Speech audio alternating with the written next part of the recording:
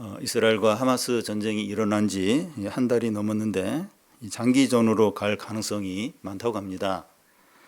우크라이나와 러시아 전쟁과 비교가 되는데 신사적이라는 생각이 들 정도로 이스라엘과 하마스 전쟁은 끔찍합니다.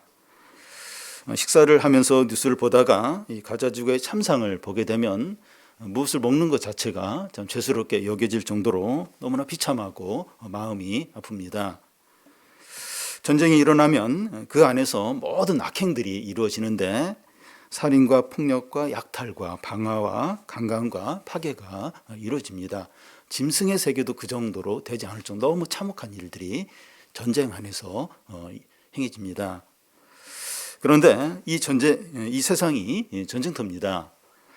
미국 사회에서는 학교나 마트나 식당에서 총기 난사가 자주 일어나고, 우리 사회는 이제 총이 없으니까 칼로 묻지마 범죄가 일어나고, 이 청소년들이 후배를 폭행하고 데이트 폭력과 가정 폭력이 계속해서 일어나고 있습니다. 이 세상에는 진정한 평화나 정의나 인권이나 존중은 없다고 할 수 있습니다. 그런데 이 세상만 그런 것이 아니라 이 각 개인도 그래요. 각 개인도 그렇습니다. 이 각 사람 안에 진정한 쉼이나 평안이나 이 기쁨이나 행복은 없고, 대신에 두려움이나 분노나 시기나 증오나 염려나 절망이나 우울증 가운데 사람들이 살아가고 있습니다. 이 우울증 환자라는 것을 정할 때 기준을 정하는 게 애매해요. 기준이 뭐냐에 따라서 우울증 환자 아니다 이런데 그 기준이 사실 애매합니다. 어떤 면에서 모든 사람이 우울증이나 조울증이나 공황장애나 결정장애나 ADHD를 어느 정도 이렇게 갖고 있다고 할 수 있습니다. 모든 사람은 진정으로 행복하지 못하다고 할 수 있어요. 사람이 왜 이렇게 되었습니까? 언제부터 사람이 이렇게 된 거죠? 에덴 동산에서 아담과 하와가 하나님의 말씀에 불순종하면서 시작되었습니다.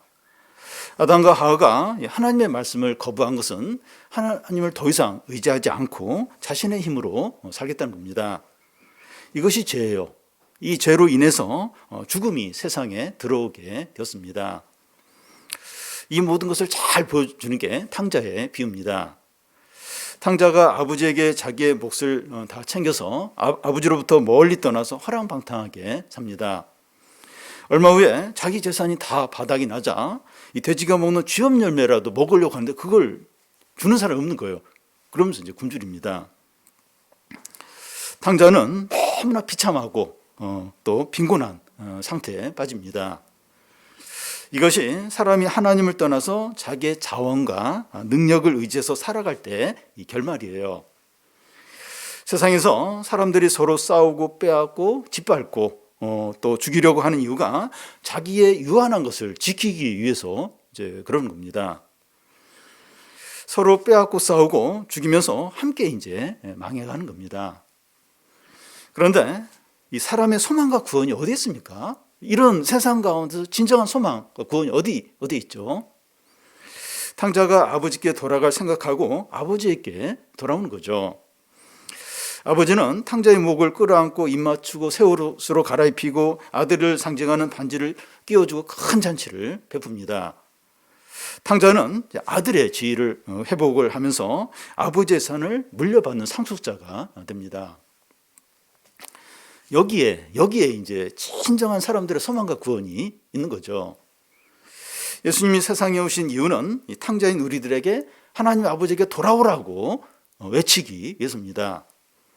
예수님은 하나님 나라가 가까웠으니 회개하고 복음을 믿으라고 하셨습니다. 예수님은 복음을 전할 뿐만 아니라 병자들을 고치고 귀신 들린 자에게서 귀신을 쫓아내고 많은 굶주린 사람들을 배부르게 먹이셨습니다. 특히 예수님이 들판에서 보리떡 5개와 물고기 2마리로 5,000명 사람들을 이제 먹였는데 그때 이제 예수님의 인기가 절정에 이뤘어요. 요한복음 6장 앞부분에 보면 예수께서 오병이어 기적을 일으켰을 때 사람들이 막 몰려들어서 예수님 왕으로 삼으려고 했습니다. 그 당시 유대인들이 무슨 생각을 하면서 예수님 왕으로 삼으려고 했는가 하면 그 신명기에 보면 모세가 이 자기와 같은 선지자가 나타날 것이라고 했는데 예수가 바로 모세가 말한 그 선지자다 그렇게 여겼던 겁니다. 모세가 하늘에서 만나를 내린 것처럼 예수님이 들판에서 기적을 일으켜서 많은 사람들을 먹게 한 이게 이제 같은 거라는 거예요. 모세가 한 거나 예수가 한 거나 똑같은 그래서 그 선지자가 바로 예수라고 이제 믿었던 겁니다. 모세가 예굽에 이제 노예 있던 이스라엘 백성들을 구원한 것처럼 예수님이 로마의 식민지 아래서 유대 백성을 구해주기를 이제 바라는 거예요. 그 당시 사람들은 예수님을 로마로부터 정치적인 자유와 경제적인 풍요와 사회적인 그 사회 정의를 실현할 수 있는 그런 정치적 메시아로 본 겁니다. 예수님은 어떻게 하셨습니까? 막 이제 이런 메시아로 생각하고 막 왕으로 삼으려고 왔는데 어떻게 하시죠? 그들을 떠나서 산으로 가버리셨어요. 다음날 사람들이 예수님께 다시 몰려오게 되는데 예수님이 그들에게 무슨 말씀을 하시는가 하면 썩을 양식을 위해서 일하지 말고 썩지 않을 양식을 위해서 일하라고 했습니다. 그 당시 사람들은 예수님께 세상적이고 물질적인 것을 이제 구하고 있는데 이게 썩을 양식을 구하는 거라는 거죠. 이런 것은 진정한 평화나 행복과 구원을 주지 못한다는 겁니다. 그래서 사람들이 어떻게 해야 되느냐? 하나님의 일이 뭐냐? 어떻게 해야 되느냐고 묻습니다. 그러자 예수님은 하나님께서 보내신 일을 믿으라. 이게 하나님 일이고 이것이 너희들이 해야 될 일이라고 합니다. 하나님께서 보내신 예수님을 믿으면 진정한 평화와 행복과 정의와 구원을 얻을 수 있다는 겁니다. 그런데 예수를 믿는 게 쉽지 않습니다.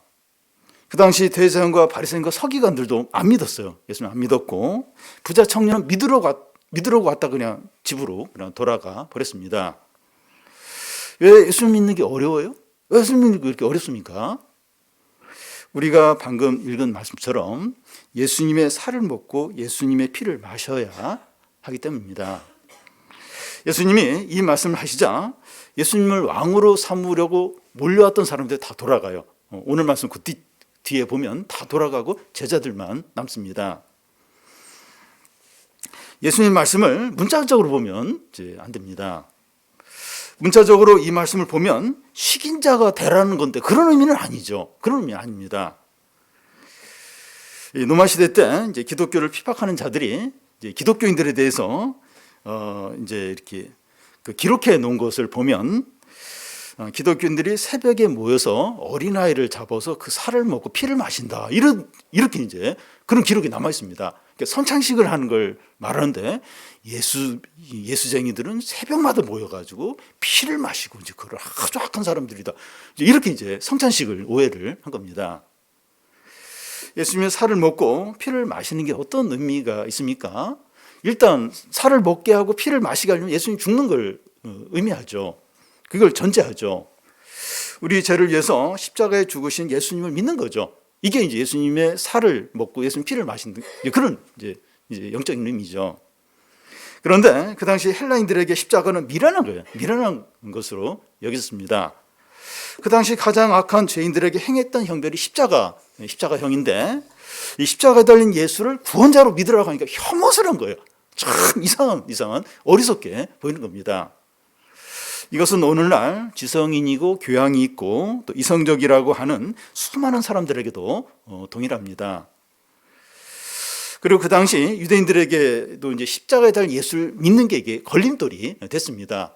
율법에 보면 나무에 달린다는 다 하나님의 저주를 받은 자라고 했는데 이 십자가에 달린 예수가 메시아다 이러니까 그게 걸림돌이 되었던 겁니다.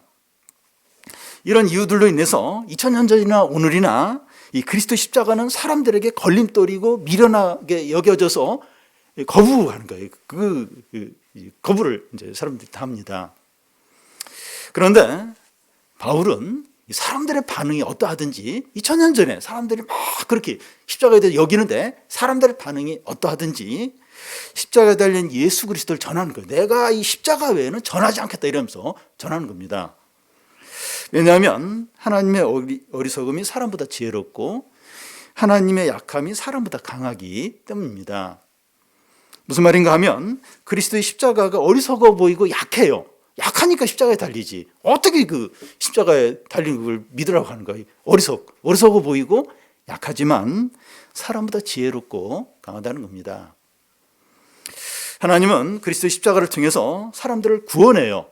구원하고 진정한 평화를 주고 정의를 실현하십니다. 오늘 말씀에 보면 그 예수님은 모세가 하늘에서 백성들에게 내려준 만나와 자기가 주는 떡을 비교해서 말씀합니다. 모세가 준 떡을 먹는 사람은 다 죽었지만 그 예수님이 주는 떡을 먹는 사람은 생명이 있다는 겁니다. 예수님이 줄 떡은 예수님의 살이에요. 그러자 사람들이 심하게 다투면서 막 싸우면서 막 논쟁을 해요. 이 사람이 어찌 능히 자기 살을 우리에게 주어 먹게 하느냐, 이건 말도 안 된다 이러면서 막 서로 막 엄청난 논쟁을 하고 말로 싸웁니다. 예수님은 이 사람들의 오해를 풀어주려고 그게 아니고 뭐 자세히 설명하려고 그렇게 하지 않아요. 더 거침없이 더 분명하게 이것을 말씀합니다. 53절에서 55절까지인데요. 한 절씩 교대로 읽겠습니다. 예수께서 이르시되 내가 진실로 진실로 너에게 이르노니 인자의 살을 먹지 아니하고 인자의 피를 마시지 아니하면 너희 속에 생명이 없느니라.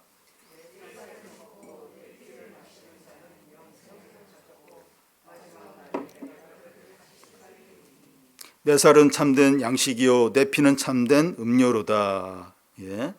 먹고 마시는 이야기를 이제 합니다. 우리가 이제 위 내시경이나 대장 내시경을 이제 받고 나서 이제 결과를 이제 사진으로 보면서 의사에게 설명을 듣습니다.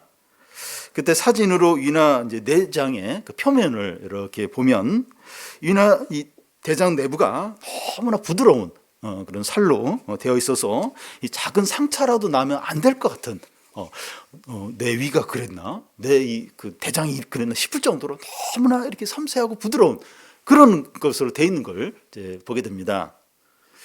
우리가 어떤 음식을 먹고 어떤 음료를 마시든지 그런 부드럽고 민감한 부분에서 다 흡수를 해요. 그래서 몸에 어떤 영양과 에너지를 이제 갖게 해줍니다. 상한 음식이나 독이 들어간 것을 먹으면 그것도 몸이 다 흡수를 하니까 치명적이 될 수 있는 겁니다. 저는 실제로 이렇게 건강검진 결과를 보면 그런 생각이 참 저런 이렇게 위와 어떤 장 안에 그런 게 다 흡수가 되는구나 하면서 참 잘 가려서 먹어야겠다 이런 생각을 하는데 막상 이제 먹고 싶으면 그런 생각을 안 하죠. 그냥 아무거나 이제 막 먹는 게 이제 문제죠. 어쨌든 이 사람은 음식을 먹고 물을 마셔야 이제 생명을 유지하게 됩니다.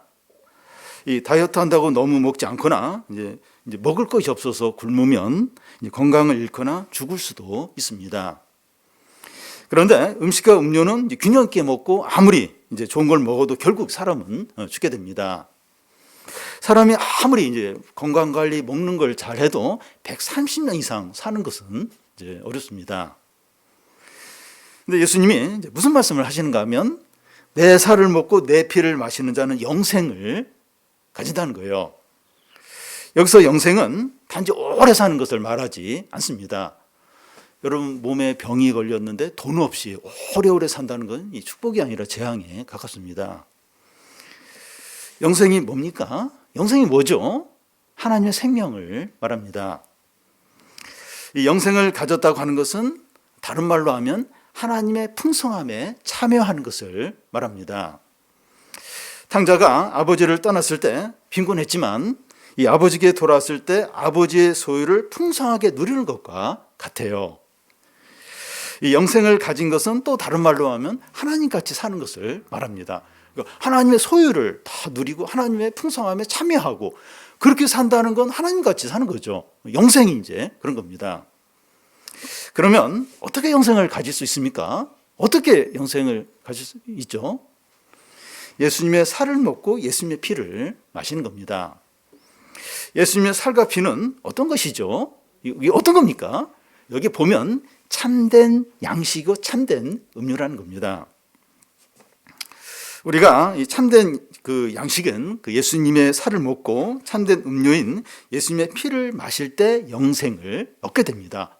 어떻게 하면 영생을 얻을 수 있을까? 참된 양식인 예수님의 살, 참된 음료인 예수님의 피를 마시고 먹을 때 이제 영생을 얻게 돼요. 음식을 먹고 음료를 마실 때 몸 안에 소화가 되어서 그게 하나가 되잖아요. 우리 안에 동화가 되어서 하나가 되는 것처럼 예수님의 살과 피가 우리 안에 우리에게 적용이 되어서 하나가 되는 거예요. 그럴 때 이제 영생을 이제 얻게 됩니다. 이것이 어떤 건지 예를 좀 들겠는데요. 한류 열풍으로 세계 많은 젊은이들이 한국어를 이제 배우고 있습니다. 한국어 학당 곳에서 이제 배우기도 하는데 K-드라마를 이제 많이 보면서 한국어를 익히는데 한국말을 잘하는 외국인들이 많아요. 그래서 말만 들으면 이 사람이 한국인가 외국인가 구분이 되지 않을 정도로 한국말을 잘하는 사람들이 많습니다. 어떤 외국인이 이제 한국인이 되었다 이렇게 말할 수 있는 그 기준을 생각을 해보면 한국말도 유창하게 잘하고 김치를 잘 먹어도 한국 음식을 먹는 거 이걸로 이제 판단해야 되지 않나 생각됩니다. 무슨 말인가 하면 자기 나라 음식을 주식으로 먹다가 가끔씩 김치나 한국 음식을 먹는 게 아니라 한국 음식을 주식으로 이제 먹는 외국인이 있다. 그러면 이 사람은 진짜 한국인이 되었다 이렇게 말할 수 있지 않나 이제 하는 겁니다. 그와 같이 참된 양식과 참된 음료라고 하는 것은 가끔씩 먹는 것이 아니라 주식이 되어서 이것이 없으면 살 수 없다고 말할 수 있는 이런 걸 이제 가르치는 거죠. 심령이 가난하고 의에 줄이고 목마른 겁니다. 그거 아니면 안 되는 거예요. 안 되는 거. 줄인 거예요. 목말라 하는 겁니다. 이게 이제 참된 음료, 참된 양식의 그런 의미죠. 다른 것으로 대체가 안 돼요. 다른 것으로 대체가 안 됩니다. 이것이 없으면 안 되는 거예요. 이게 없으면 안 되는 겁니다. 예수 그리스도와 복음과 십자가가 자기의 모든 것이고 삶의 중심이고 기쁨이고 능력이고 자랑인 거죠. 이거 없으면 안 되는 거예요. 대체가 안 되는 거예요. 예수님의 살, 예수님의 피, 예수 그리스도 복음, 그리스도 십자가 이게 전부이고 삶의 중심이고 이게 기쁨이고 이 능력이고 이거 없으면 안 되는 이게 참된 음료, 참된 양식의 이런 뜻이죠. 예수님의 살을 먹고 예수님의 피를 마시는 자는 예수님과 예수님의 관계가 어떻다고 합니까? 56절 중간을 보면 내 안에 거하고 나도 그 안에 거한다는 겁니다. 그가 예수님의 안에 거하고 예수님도 그의 안에 거한다는 거예요. 친밀한 연합을 말합니다. 이 부부관계를 이제 예로 들면 이 부부가 된다는 것은 한 몸이 된다는 것을 이제 말하는데요. 결혼 전에 각자의 재산과 각자의 물건과 각자의 시간이 다 있었지만 이제 부부는 자기 것이 따로 없고 모든 것을 함께 공유하는 거죠. 물론 부부들 가운데 재산을 따로 관리하는 그런 경우가 있지만 대부분의 경우는 이렇게 같이 공유하고 법적으로도 이 부부의 재산은 공동의 것으로 그렇게 되어 있습니다. 주님과 우리가 이제 연합이 되어 있다는 게 이런 의미예요. 내 것이 주님의 것이고 주님의 것이 내 것이 됩니다. 우리가 예수님을 믿음으로 영생을 갖게 되는데 이게 이제 어떤 의미인가 하면 주님의 모든 소유를 우리가 공유하고 소유하는 겁니다. 그런데 우리는 이제 주님을 믿고 이제 신앙이 이제 좋아질 때 점점 주님과 가까이 가고 교회에 있는 시간이 점점 많아지고 그렇게 할 때 우리가 손해보고 잃어버리는 것만 생각하지 우리가 하나님의 엄청난 소유를 누리고 있다는 생각은 잘 하지 못해요. 내가 시간도 빼앗기고 물질도 빼앗기고 또 뭐 이렇게 내가 이렇게 주님과 가까이 가면서 잃어버리는 그것을 많이 생각을 하지 주님의 소유를 내가 얼마나 누리고 있는가 이런 생각은 잘 못합니다. 우리가 주님과 친밀한 연합이 되었기 때문에 이제 많은 것을 누릴 수 있는데 그것에는 관심이 없고 기대도 없고 아무것도 누리지 못할 수 있습니다. 우리가 주님과 연합이 되어 있는데도 우리의 소유와 자신의 능력과 힘으로만 살려고 하는 거예요. 항상 자기가 가진 걸로만 이게 모든 걸 이제 하려고 이제 하는 겁니다. 우리는 주님과 상관없는 고아처럼 싱글처럼 이렇게 살아갈 때가 많아요. 그러니까 주님과 아무 상관이 없는 그냥 싱글, 그냥 고아처럼 그렇게 이제 살아갈 때가 너무나 많습니다. 우리는 지치고 가난하게 여겨지고 또 눈에 보이는 것이 아무것도 없을 때 내가 누구와 연합해 있는가 하는 것을 생각을 해야 돼요. 내가 지금 누가 연합해 있는가? 그걸 생각을 해야 합니다. 바울이 고백한 것처럼 능력을 주시는 자 안에서 내가 모든 것을 할 수 있다는 거죠. 나와 연합한 그 연합한 분, 다 내 거, 내가 누릴 수 있는 그분이 어떤 분인가? 그분 안에서 내가 모든 걸 할 수 있다. 나는 부족하지 않고 나는 약하지 않다. 그분 때문에 그걸 기억을 해야 됩니다. 예수님의 살을 먹고 예수님의 피를 마시는 것은 그 예수님의 관계가 또 어떻다는 거예요. 그 관계가 또 어떻다고 합니까? 57절 중간을 보면 내가 아버지로 말미암아 사는 것 같이 나를 먹는 그 사람도 나로 말미암아 산다는 겁니다. 내가 아버지로 말미암아 산다는 것은 예수님이 하나님의 아버지를 전적으로 신뢰하고 또 사랑하고 의존적으로 사는 것을 말합니다. 예수님의 살을 먹는 자와 그 예수님과의 관계가 그렇다는 거예요. 하나님 아버지 예수님과의 관계와 같다는 겁니다. 그리스도의 십자가를 믿는 자는 하나님 아버지와 예수님의 관계처럼 예수님과 친밀하고 의존적인 관계에 있게 됩니다. 절대적이고 완전하고 영원한 관계입니다. 이게 얼마나 놀랍습니까? 그러니까 예수님의 살을 먹고 피를 마시는 자, 그러니까 예수님을 믿는 자는 하나님 아버지와 예수님과의 관계, 그 관계처럼 예수님과 우리의 관계가 된다는 거예요. 절대적이고 영원히 친밀하고 사랑하고 신뢰하는 그런 관계가 된다는 겁니다. 여러분, 우리가 이걸 잘 못 깨달아서 그렇지, 그러니까 어떻게 보면 느낌이 안 올 수 있어요. 이게 느낌이 안 오니까 이걸 잘 의식을 못 할 수 있는데, 이게 사실이라면 사실이에요. 느낌이 없어도 사실이에요. 예수를 믿으면 그런 거예요. 이건 엄청난 겁니다. 하나님 아버지와 예수 그리스도 관계를 누가 끊겠습니까? 누가 그걸 방해하겠어요? 누가 그것을 깨뜨리겠어요? 아무도 못하죠. 예수 그리스도와 우리의 관계도 어떤 것도 누구도 어떤 어려움도 못 끊는다는 겁니다. 절대적으로 영원히 신뢰하고 사랑하고 의존하는 그런 관계라는 겁니다. 우리가 이제 구원을 받는다 이런 말을 하는데, 이 구원이 어떤 거죠? 구원은 이런 관계로 들어가는 겁니다. 하나님 아버지와 예수 그리스도 그 관계, 영원하고 절대적이고 신뢰하고 사랑하는 그 관계로 그 관계처럼 예수 그리스도와 우리 관계가 그런 관계가 되는 그 관계로 들어가는 게 구원을 받는다 하는 의미입니다. 영생을 얻는다, 하나님 나라에 들어간다, 거듭난다, 다 이게 이제 구원을 받는다는 이제 같은 이제 의미입니다. 우리가 구원을 받는다고 할 때 죽어서 영원히 사는 것만 생각할 수 있어요. 맞아요. 맞지만 구원을 얻는다는 것은 영생을 얻는다는 것이고, 주님과 친밀한 연합을 이루고 또 예수님과 우리가 절대적이고 영원한 관계에 들어가는 것이기 때문에 그 현재 이 땅에서 이걸 맛보고 이제 누릴 수 있는 겁니다. 그러니까 죽어서 이렇게 영원히 사는 거 맞는데, 그러니까 이 땅에서부터 이제 하나님과 연합된 관계에서, 주님과 특별한 관계에서 이렇게 살아가는 그게 이제 구원이기 때문에 지금 이 땅에서부터, 여기서부터 그게 누려지고 그것을 이제 맛볼 수 있는 겁니다.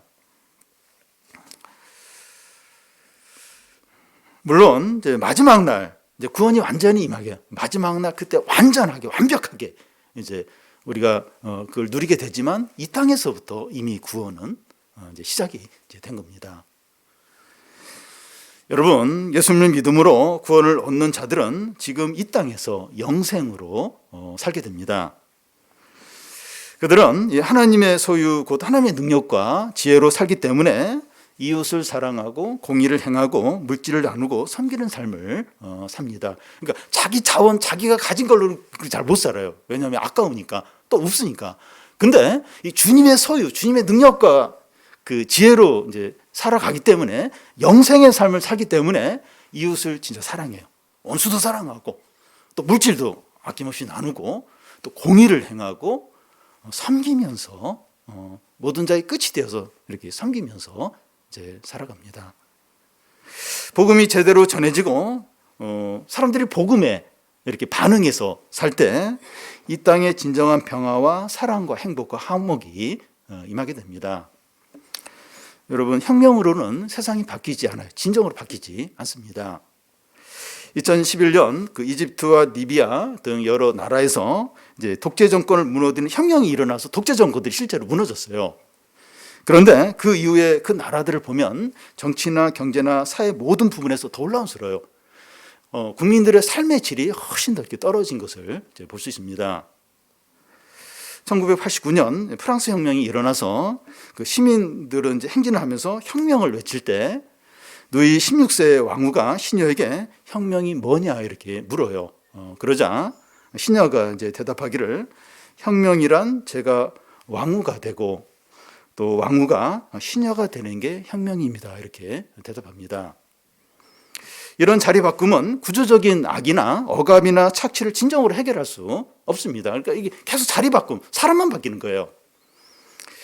하나님으로부터 구원이 임해야 되죠. 임해야 됩니다. 사람들이 예수 그리스도 십자가를 믿고 구원을 받아서 영생으로 살 때 이웃을 사랑하고 공의를 행하고 물질을 나눔으로 진정한 평화가 우리의 삶 가운데, 우리 가정 가운데, 우리의 직장 가운데, 이 땅 가운데 임하게 됩니다. 오늘 이제 성찬식이 있는 날인데요. 성찬식은 그 예수님의 살을 상징하는 빵을 먹고 예수님의 피를 상징하는 포도주를 마시는 예식입니다. 이 예식을 행하면서 우리 죄를 위해서 죽으신 예수 그리스도의 십자가를 온 마음으로 사랑하고 의지하고 믿음으로 영생을 누리시기 바랍니다. 우리와 주님이 그 친밀한 연합을 이룬 걸 생각하고 주님의 풍성한 모든 것을 맛보고 누리시기를 바랍니다. 우리의 유한한 자원을 의지해서 사는 것이 아니라 하나님의 무한한 자원을 의지해서 모든 어려움을 이기고 유혹을 거절하고 이웃을 사랑하고 공의를 행하고 모든 사람을 섬기는 성도들이 되시기를 바랍니다. 우리 같이 좀 기도하겠는데요. 제가 바로 기도하겠습니다. 살아계신 하나님 아버지, 참 예수께서 참 자신을 십자가 위에서 살을 찢고 피를 찢으심으로 참 우리의 모든 죄를 용서하셨고 구원을 주셨습니다. 주님은 내 살을 먹고 내 피를 마시는 자는 영생을 얻는다고 하셨습니다. 하나님 아버지, 예수 그리스도와 복음과 그리스도 십자가를 전적으로 믿고 사랑하는 것이 주님의 살을 먹고 피를 마시는 것입니다. 하나님 아버지, 참 우리가 참 주님의 살과 피를 참된 양식과 참된 음료로 여기면서 참 전적으로 믿고 전적으로 사랑하고 그리스도 십자가를 삶의 중심에 두고 또 그것을 모든 것으로 여기게 하여 주시옵소서. 하나님 아버지, 그래서 우리가 이 땅에서 참 영생을 누리고 친밀한 연합 관계에서 참 영원하고 절대적인 주님과의 관계에서 살아가게 하여 주시옵소서. 하나님 아버지, 내가 가진 것으로 또 나의 능력으로는 사람들을 사랑할 수 없고 이 땅 가운데서 정의를 행할 수 없고 또 섬길 수가 없습니다.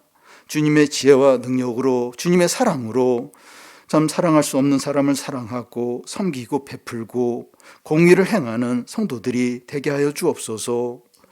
이 땅 가운데 평화가 없습니다. 서로 싸우고 빼앗고 죽이고 짓밟고 너무나도 참혹한 그런 비극들이 계속되고 있습니다. 전쟁이 일어난 것도 아닌데 이 사회에서 참 그런 악들이, 그런 불의들이, 그런 고통들이 계속되고 있습니다. 하나님 아버지, 다른 곳으로는 이런 것이 변화가 되지 않고 진정한 평화가 없습니다. 오직 하나님으로부터 구원이 임해야 됩니다.